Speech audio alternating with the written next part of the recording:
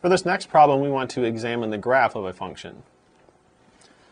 Using the graph of the function that f that's given below, we want to do various things. In part A, we want to find the domain and the range of the function. Part B, we want to list the intercepts, both x and y intercepts. Part C, we want to find f of 1, that's the function evaluated when x is 1. And for D, for what values of x does the function equal -3? And then the last part E, we want to solve the inequality f of x is less than 0. So we'll start with part A. Recall that the domain is going to be the set of all x values for the points on the graph. If we look at this graph, we can see that the smallest x value that we'll use is -5. The graph is continuous all the way up to the value x equals 5. And so our domain will be the set of values for x such that -5 is less than or equal to x, is less than or equal to 5. For the range, we're looking at the set of y values. Again, we see that the smallest y value we'll use is -3. The graph is continuous, and the largest value we'll use is +3.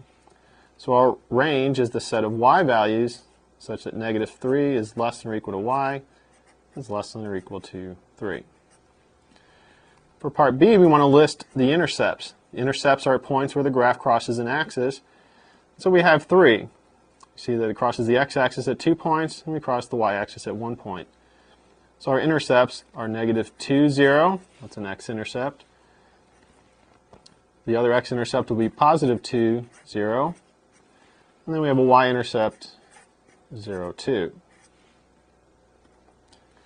For part C, we want to find the value of the function when x is 1. So on our graph, we locate x equal to 1. And we go up to the graph and see that when x is 1, the value of the function is 3. And so we can say that f of 1 equals 3. For part D, we're looking for the values of x where the function is equal to -3. So here we're given the value of the function. So when you look at the y-coordinates, we'll see that y is -3 at 2 different points. And so f of x equals -3 at x equal to -5 and x equal to 3. For the last part, we want to solve the inequality f of x less than 0. It means we need to locate the x values where the function is below the x-axis. That's the less than 0. So by looking at the graph, we can see that the function is below the x-axis for these values for x over here, and it's also below the x-axis for the x values over here. So f of x will be less than 0